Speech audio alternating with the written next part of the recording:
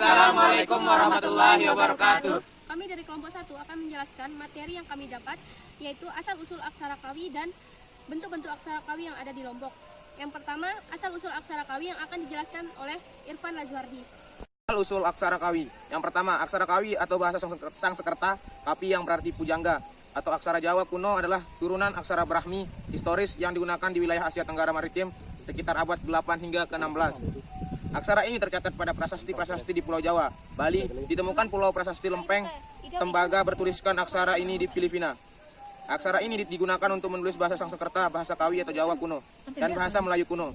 Aksara Jawa kuno berasal dari aksara Palawa yang mengalami penyederhanaan bentuk huruf pada sekira abad ke-8.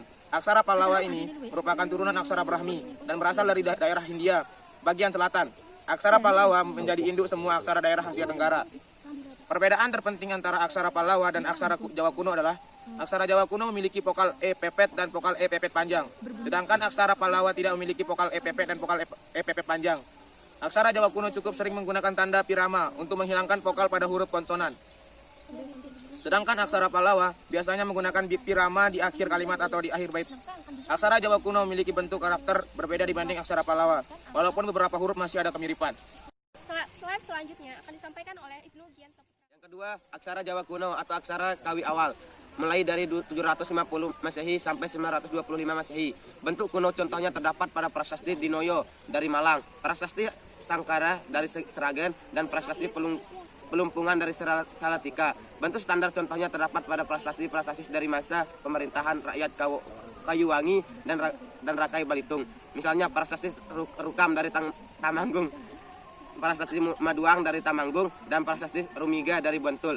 Aksara Jawa kuno atau aksara Kawi akhir 925 Masehi sampai 1250 Masehi dapat dilihat dari prasasti pada zaman Kerajaan Medang di Jawa Timur dan Kerajaan Kediri, misalnya di prasasti Kelambang, Darai Lamongan, prasasti Cibadak dari Sukabumi, dan prasasti Ngantung dari Malang. Aksara Majapahit sekitar antara 1250 Masehi sampai 1450 Masehi, contohnya terdapat pada prasasti Darai zaman Kerajaan Majapahit, misalnya prasasti Kudadu dari Mojokerto, dan prasasti Adan-Adan dari Bojonegoro, dan prasasti Singasari dari Malang.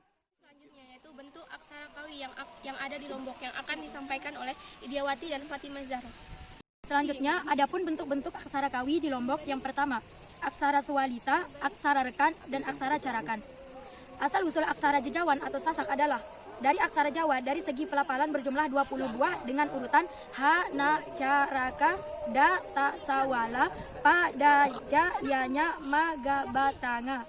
Yang diserap ke dalam aksara Jejawan atau Sasak hanya 18 buah dan disebut aksara Balu Olas dengan tata urutan sebagai berikut. Yang pertama, aksara Swalita, yaitu aksara yang dipakai untuk tulis-menulis dalam naskah-naskah lontar Sasak, baik naskah berbahasa Sasak maupun berbahasa Jawa atau Kawi. Aksara Swalalita terdiri atas huruf vokal atau aksara suara, huruf konsonan atau aksara Wejanjaya. Contoh aksara sawara. Aksara sawara ini digunakan bila ia berdiri di depan serta menyatakan nama diri, nama tempat, nama harian, dan lain-lain.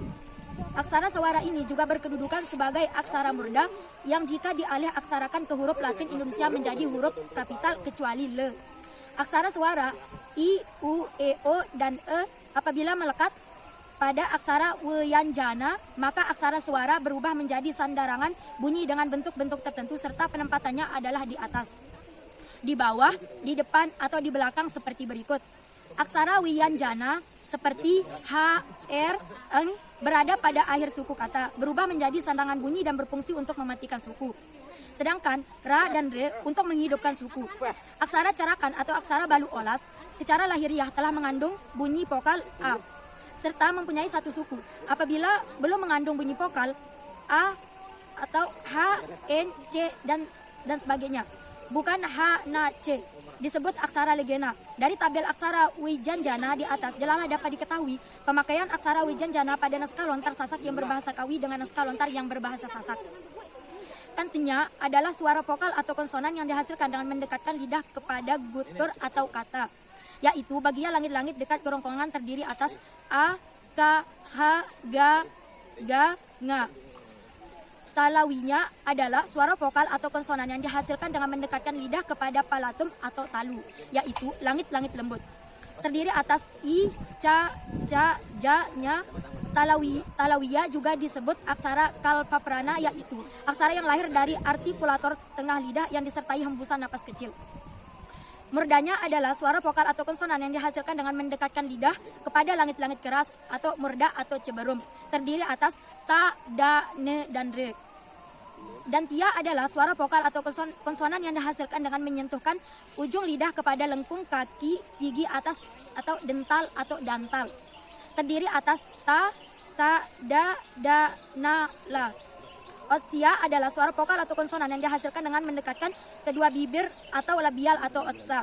Terdiri atas u, fa, ba, ma yang mendapat hembusan napas besar. Ardua suara adalah bunyi setengah vokal dan setengah konsonan atau semi vokal atau antia suara. Terdiri atas ya, ura, la, wa.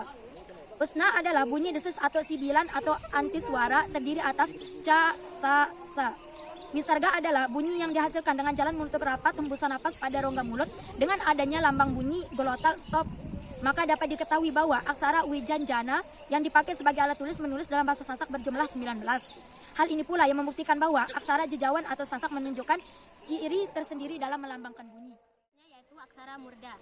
Aksara murda di Jawa diidentikan dengan huruf kapital, berarti mengacau kepada pengertian kepala. Yang perlu diketahui dalam penulisan aksara murda tidak selalu berawal di awal kata, melainkan biasa di tengah atau di belakang. Namun dalam pengalihan aksara ke huruf Latin menjadi kapital. Dalam khazanah naskah lontar Sasak, aksara murda umumnya hanya terpakai pada naskah lontar Sasak yang berbahasa Jawa atau Kawi. Berbeda halnya dengan naskah lontar Sasak yang berbahasa Sasak, tidak mengenal pemakaian aksara murda. Yang membedakan aksara jejawan atau Sasak dengan aksara Jawa atau Bali adalah bunyi glotal stop yang dilambangkan dengan aksara berdasarkan pengamatan penulisan Red Argawa. Untuk sementara ini, aksara jejawan dalam bahasa Sasak tidak mengenal pemakaian sebagai aksara murda, melainkan sebagai aksara glotal stop. Yang selanjutnya yaitu aksara rekan. Aksara rekan yaitu yang berupa angka memulai satuan, puluhan, dan ratusan. Selanjutnya yaitu huruf ceraka ini jumlahnya ada 20, tapi yang dipakai oleh bangsa Sasak hanya 18. Huruf aksara juga dipakai oleh bangsa Sasak kecuali ta, da, dan perlu diingat bahwa huruf A sama dengan dibaca dengan H. Dari kelompok kami, wabillahi taufiq wal hidayah. Wassalamualaikum warahmatullahi wabarakatuh.